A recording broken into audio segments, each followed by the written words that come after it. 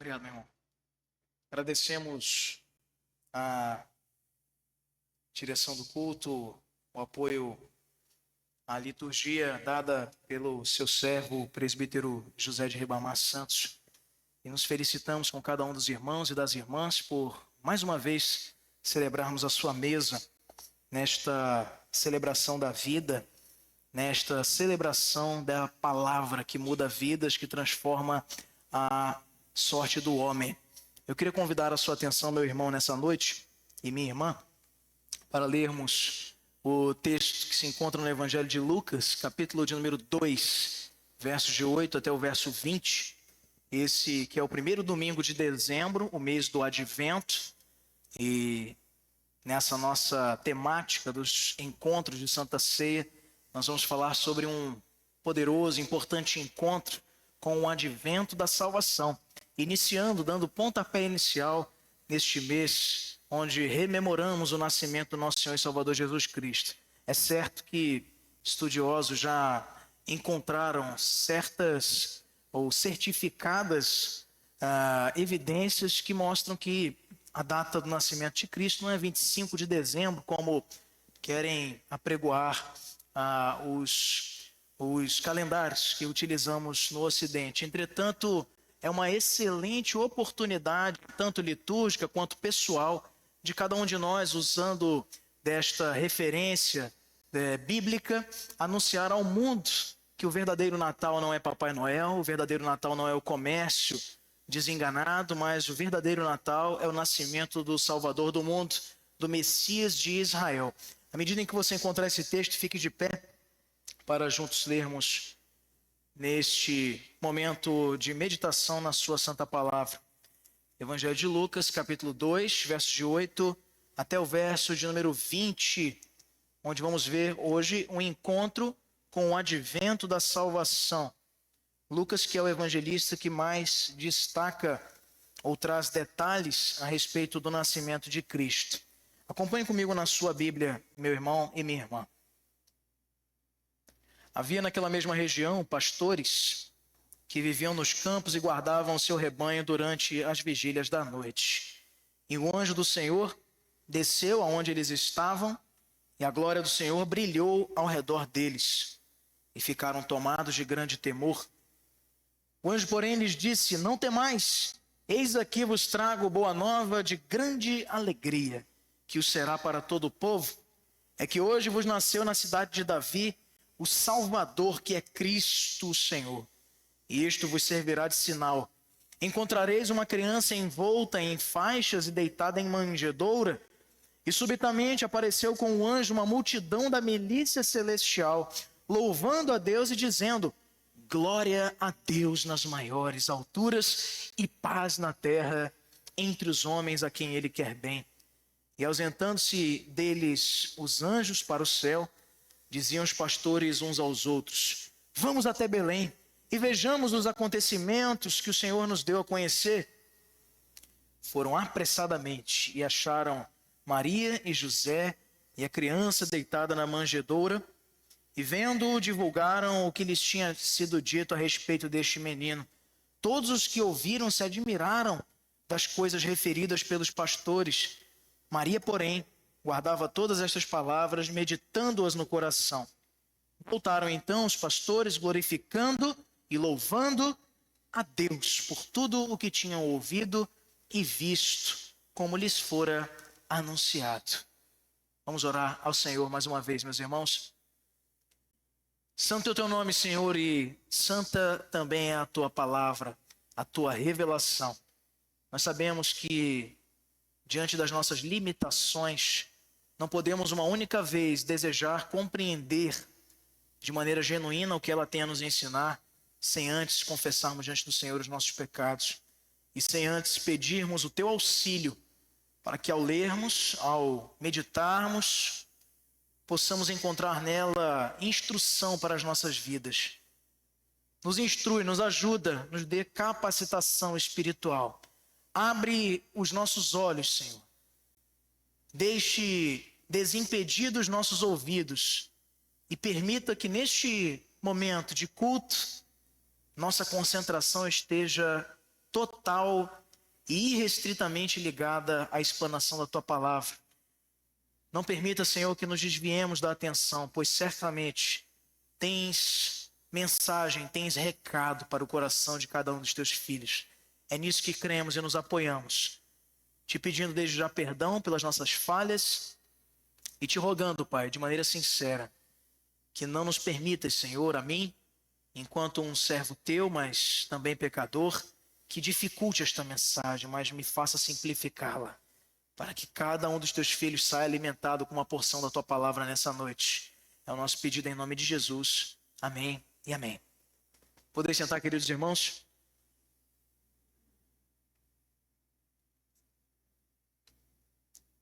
Imagine você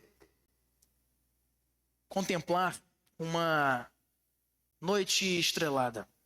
Hoje tem sido difícil nos nossos iluminados pátios e ruas brasileiras, sobretudo nas grandes capitais e metrópoles, como é a nossa cidade.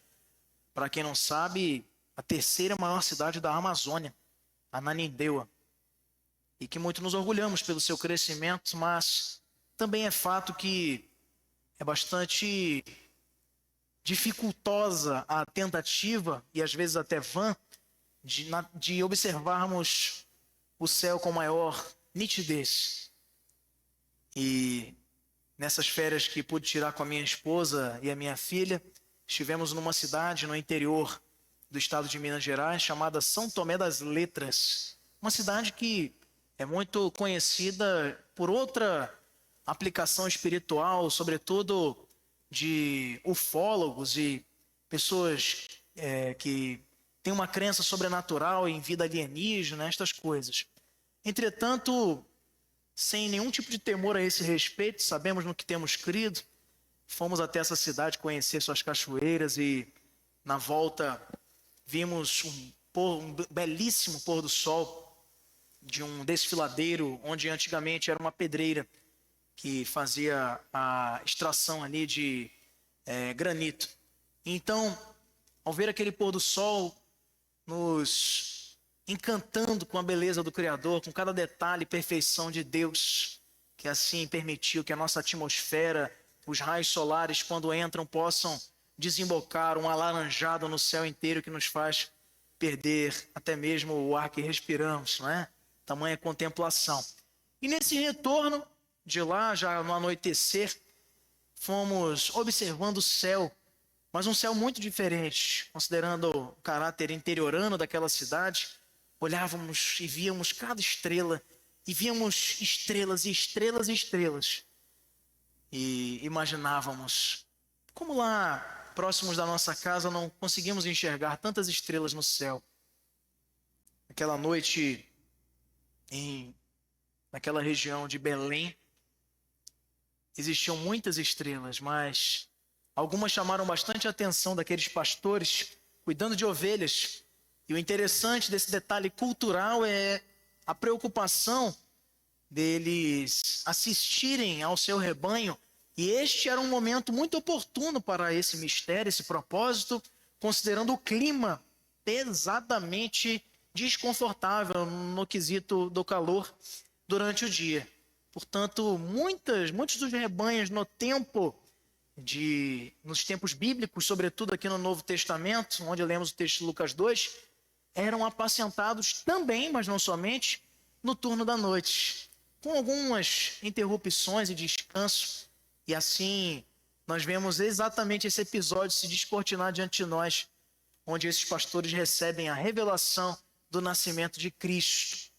De repente, uma rotina, um apacentar de ovelhas, um olhar para o céu, uma contemplação de estrela, se transforma num dos eventos mais extraordinários da história da humanidade.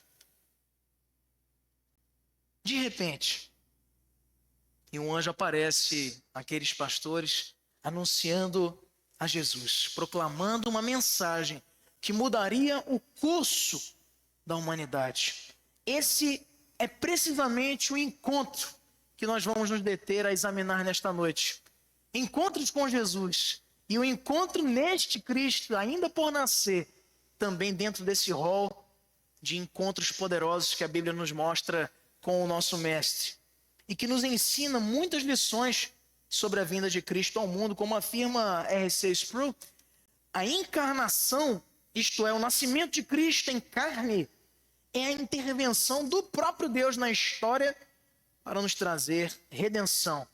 E eu queria com você explorar 3 verdades ou 3 ensinamentos fundamentais sobre este encontro transformador com o advento da salvação.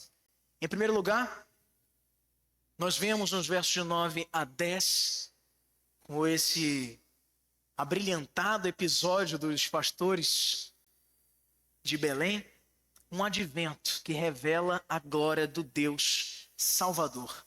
Vamos ler os versos 9 e o verso de número 10. Leia comigo, por favor, em alta voz. E um anjo do Senhor, e a glória do Senhor brilhou ao redor deles, e ficaram tomados de grande temor. O anjo, porém, lhes disse: não temais, eis aqui vos trago boa nova de grande alegria, que o será para todo o povo. A expressão do verso 10, grande alegria, que será de grande alegria para todo o povo, indica a mensagem de um advento que terminaria com uma concepção falsa de uma salvação nacional. Quando ele diz será de grande alegria, você em algumas versões vai encontrar para todas as nações, ou em algumas outras versões para todos os povos. Ele aqui diz para todo o povo, uma palavra que é inclusiva e universal. A salvação deste Deus, na pessoa do Deus menino, o Filho encarnado em nosso favor, que nasce para cumprir esta missão eterna, revela única e exclusivamente uma glória de um Deus que salva, de um Deus que muda também a sorte do não-judeu. Os pastores, eles tinham uma renegação, uma discriminação muito grande pelo seu ofício, sobretudo em relação aos mais religiosos em Israel. Isso porque, naquele tempo, se entendia que a sua profissão mexia com o descumprimento de muitas das leis cerimoniais judaicas, no tocante ao manejo dos animais considerados muitas vezes impuros, o próprio trabalho que desempenhavam. Eles estavam apacentando a ovelha o quê? De noite, o que era também vedado pela lei judaica. Diversos detalhes que nos mostram uma enorme resistência para com este ofício profissional da época, agropastoril, que era o pastoreio de ovelhas. Eram cidadãos de última classe, não considerados puros pelos judeus, mas são a estes que Deus decide revelar, através do anjo, o nascimento do seu filho. A palavra grega aqui, a alegria que é emanada para todos os povos é charis, e aponta para uma felicidade que é profunda, não é transitória, mas permanente, e é resultado de uma obra divina. John Piper, ele destaca-nos que a glória de Deus é plenamente revelada em Cristo, porque Ele é a própria luz da salvação. Ao anunciar que o Cristo nasceu em Belém da Judeia, o anjo está automaticamente enfatizando que a glória de Deus ali brilhava sobre eles. Tamanha era também, paralelamente, a sua vista sendo abrilhantada com aquele resplandecente céu da noite em Belém.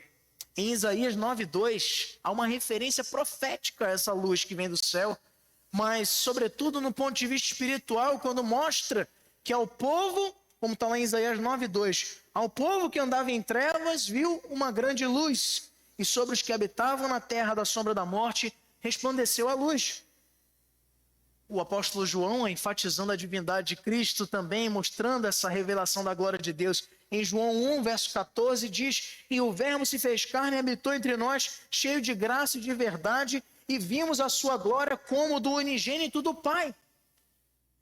A glória de Cristo também é a glória de Deus. A glória de Cristo é também a glória da salvação de Deus, da salvação que provém do advento.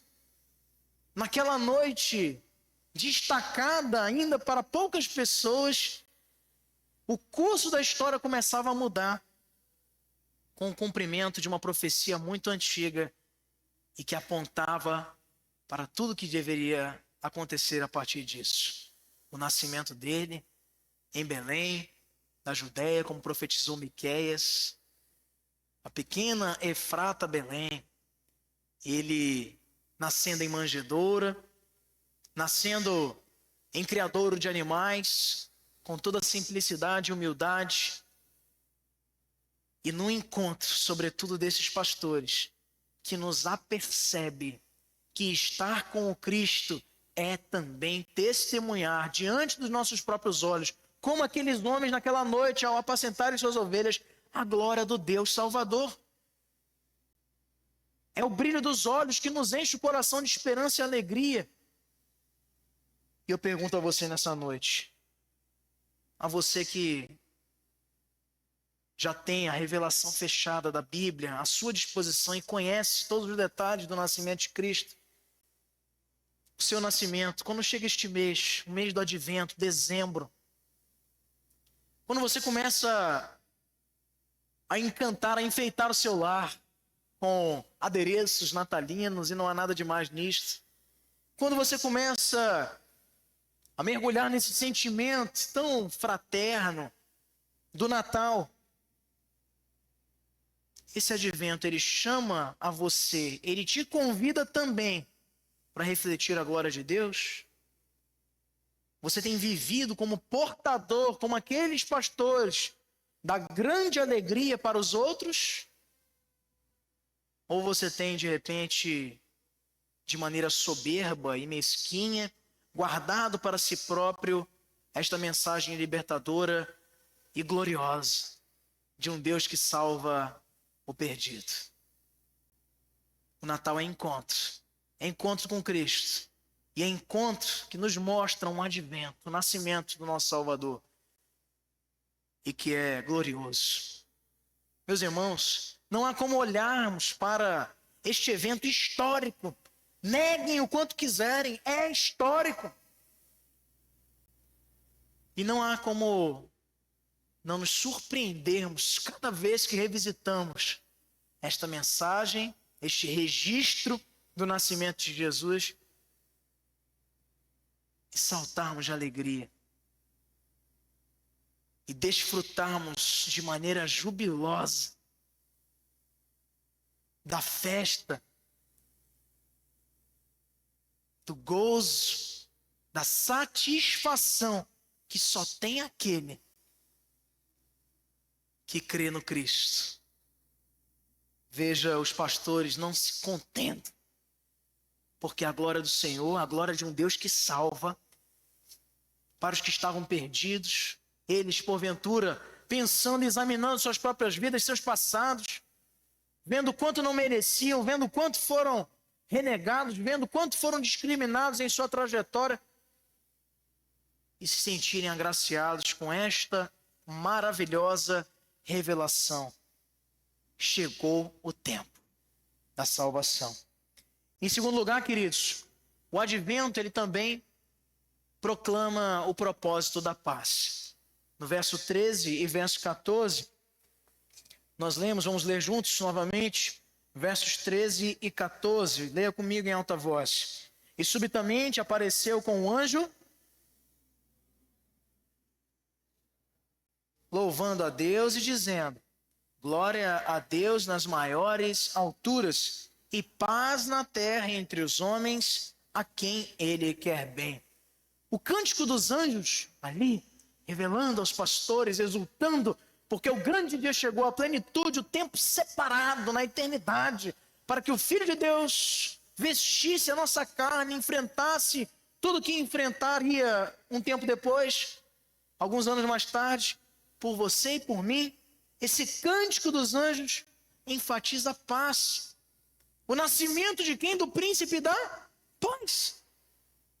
O cântico deles diz: haja paz na terra, porque o Filho do Deus Altíssimo nasceu, a quem ele quer bem.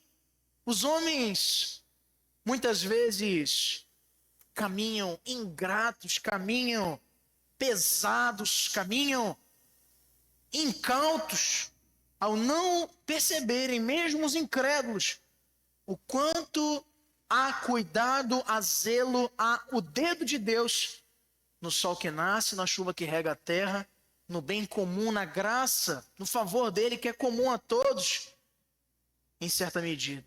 A graça especial dele é a salvação para os eleitos, é verdade, mas o mesmo sol que nasce sobre os eleitos nasce também para os que haverão de ser condenados. Certa vez alguém disse: não há como nós testificarmos a existência de Deus à medida em que ainda permanece a fome na África e também a violência e as guerras proliferando no mundo. E eu devolveria essa pergunta com muita segurança no coração, dizer: é justamente o contrário. O fato de existirem guerras, de existir a fome, que é um produto da opressão e da falta de boa distribuição de renda em todo o globo, a prova de que Deus existe é justamente essa. Pelo fato de, diante de todos esses pecados e malefícios que nós cometemos enquanto humanidade, Ele não nos consumir com a sua ira, e ainda nos permitir nascer, ainda nos permitir desfrutar da saúde, do ar que respiramos, da água para bebermos. Como disse o presbítero Santos no começo desse culto, sejamos gratos pelos pequenos detalhes, pois seria totalmente santo e justo o Senhor se consumisse a terra hoje, pois não há um justo sequer. Somente um. E ele foi encravado no madeiro e ressuscitou o terceiro dia para nos trazer a salvação. Mas antes, nasce para proclamar esta paz. A sentença assinada, o cumprimento da aliança que havia sido feita com os patriarcas, com Adão e Eva quando saem do Éden, de que da descendência dela viria aquele que haveria de esmagar a cabeça da serpente. O Cristo nascido, meus irmãos, proclama ao mundo, grita aos nossos ouvidos o propósito da paz, mas não uma paz de armistícios e acordos de guerra, como agora um realizado recentemente entre Israel e o Hezbollah, no Oriente Médio, um cessar-fogo. Não é esse tipo de paz. É uma paz maior, é uma paz eterna. A proclamação da paz que provém do advento, queridos irmãos, é precisamente o encerramento da perseguição que a ira de Deus promulgava aos nossos pecados, atraindo para nós condenação justa e santa, repito, da sua parte. Em Cristo, os nossos pecados, que mais tarde serão nele encravados naquele madeiro, no Monte Caveira, ou Calvário, ele vai promulgar a paz definitiva entre nós e Deus. Por isso Paulo, em Romanos capítulo 5, ele diz: justificados, pois, mediante a fé, temos paz com Deus, mediante Jesus Cristo, nosso Senhor.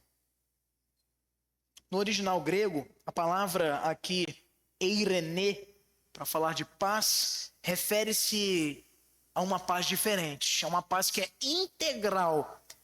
Sabe aquela frase que tem se popularizado nas redes sociais, quando você vê uma irmã que foi num salão, aí fez o cabelo, se produziu, aí fala: uma mulher com o seu cabelo feito não quer guerra com ninguém. Aí o rapaz faz lá o seu treino de bicicleta e tal, aí termina, e aí ele posta lá no seu status: um crente já treinado e pronto para descansar, não quer guerra com ninguém.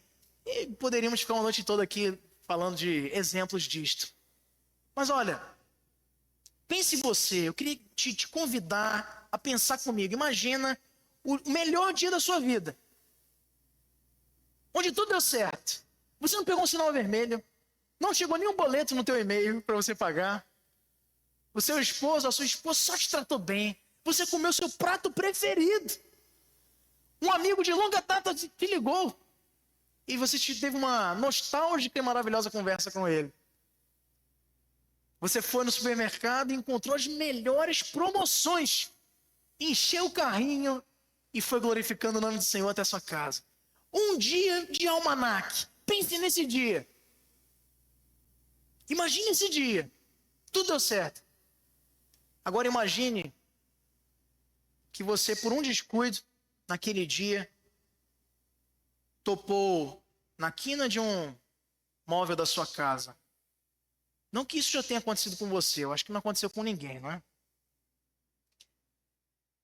E agora imagina essa dor, a capacidade que ela tem de estragar um bonito dia. Toda paz que nós temos e achamos que temos aqui, ela é transitória.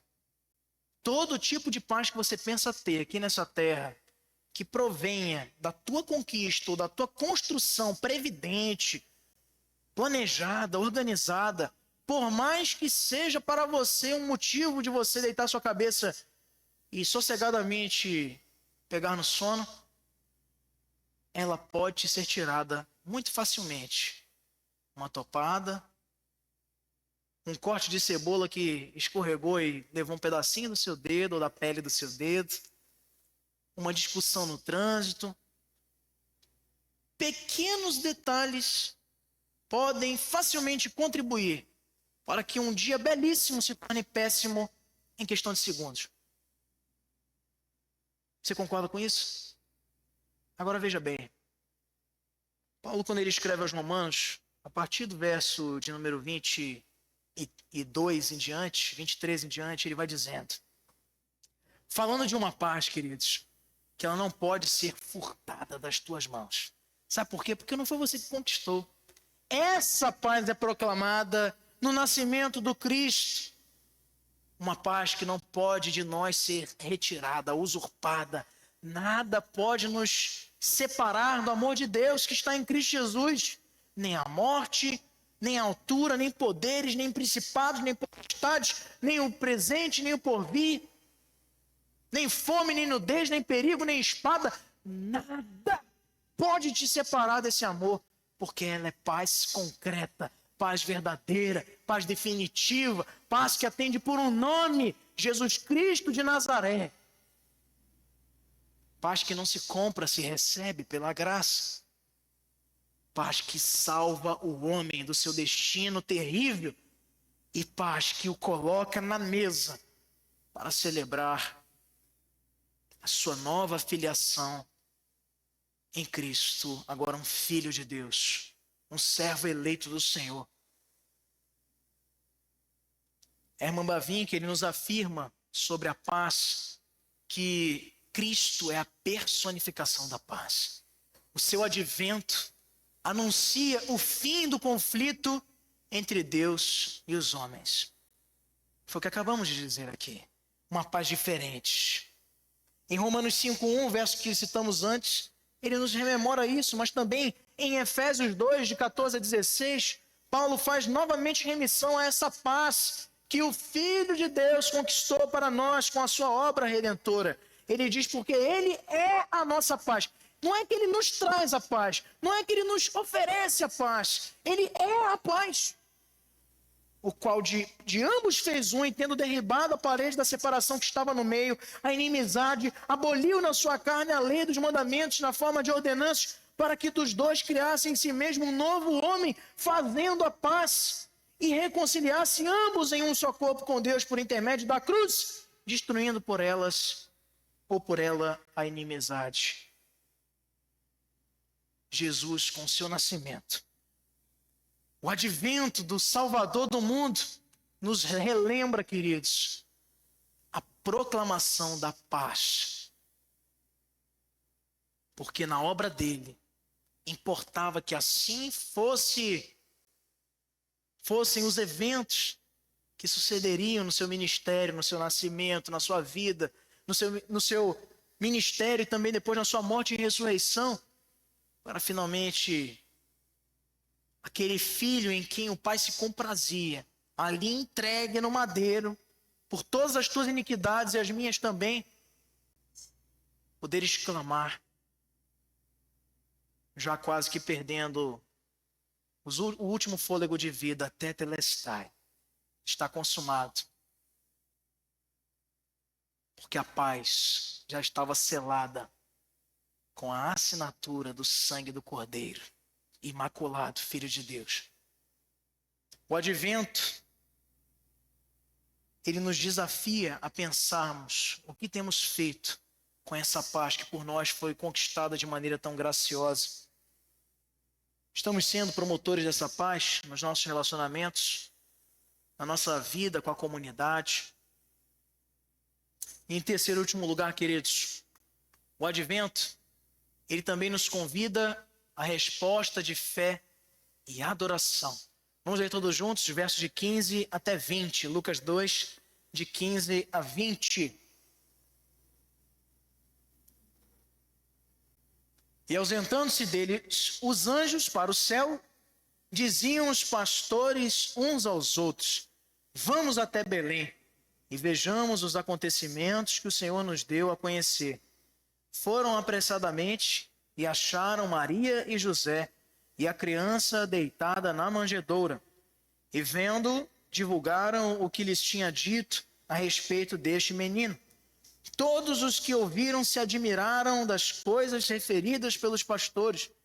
Maria, porém, guardava todas estas palavras, meditando-as no coração. Voltaram então os pastores, glorificando e louvando a Deus por tudo o que tinham ouvido e visto, como lhes fora anunciado.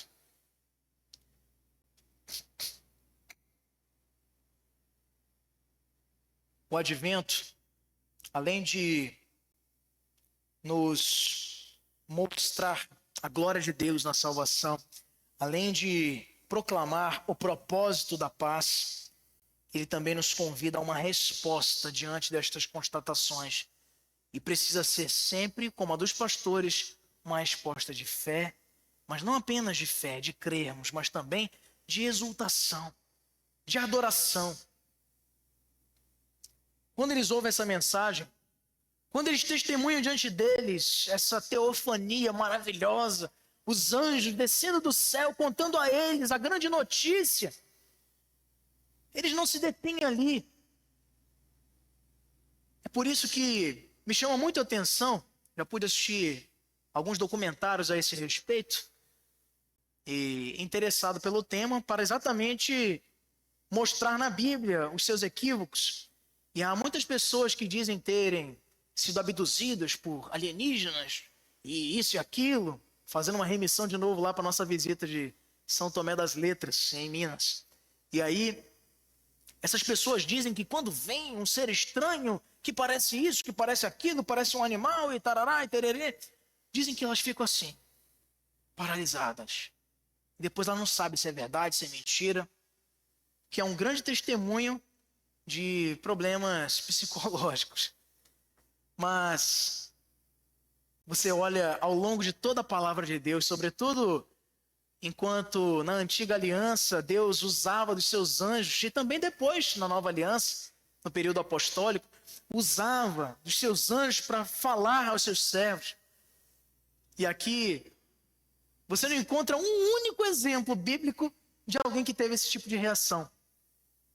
É possível até que você encontre textos onde ficaram amedrontados, mas não paralisados. A paralisia não estava ligada à comunicação com o mensageiro de Deus, no caso os anjos. E os anjos contam aqui para eles, os pastores. E o texto nos diz que eles vão a Belém com pressa. Eles se alegraram e têm que contar para alguém.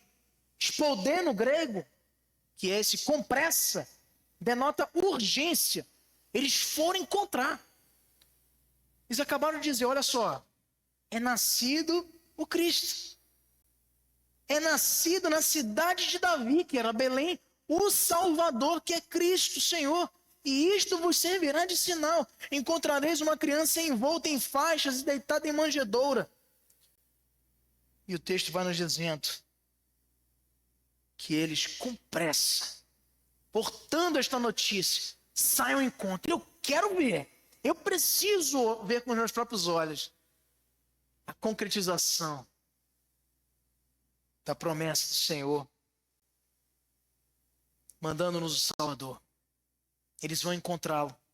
A sua resposta imediata é adoração, mas não somente, é também testemunho. Martyn Lloyd-Jones, ele nos afirma sobre a resposta que devemos ter de fé e de adoração, que a fé verdadeira sempre nos leva a ações e a uma devoção profunda a Cristo. Em Mateus 2, verso 11, em outro relato paralelo sobre o nascimento de Jesus, o texto nos diz sobre a visita dos reis magos e diz que entrando na casa viram um menino com Maria, sua mãe. Resposta deles: prostrando-se, o adoraram. E abrindo os seus tesouros, entregaram-lhes suas ofertas, ouro, incenso e mirra. Resposta: adoração. Em Hebreus 11:6, o autor da carta aos Hebreus nos diz que, de fato, sem fé é impossível agradar a Deus, porquanto é necessário que aquele que se aproxima de Deus creia que Ele existe e que se torna galardoador dos que o buscam. Os pastores voltam-se rápida e velozmente para buscarem, para investigarem aonde estava aquela manjedoura e assim verem com seus próprios olhos o que os anjos haviam acabado de testemunhar a eles. Muitas vezes, queridos, nós vemos coisas maravilhosas acontecendo diante dos nossos olhos. Como hoje, com esta notícia de um homem que estava com uma sentença de morte. Eu estive lá frente a frente com ele, desenganado. Quarta-feira. E hoje esse homem está fazendo joinha para foto, para mandar no grupo da igreja.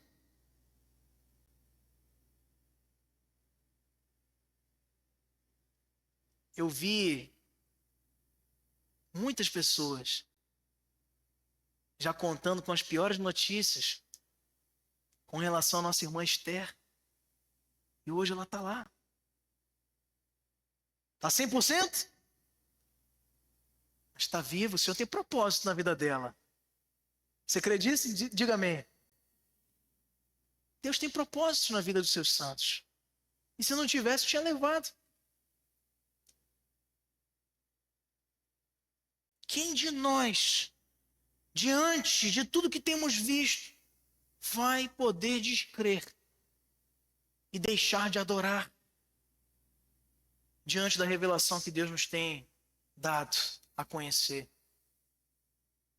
Quantas vezes será necessário que sejamos confrontados com a vista dos acontecimentos para poder ter a nossa fé enobrecida nessa caminhada longa, difícil, mas recompensadora?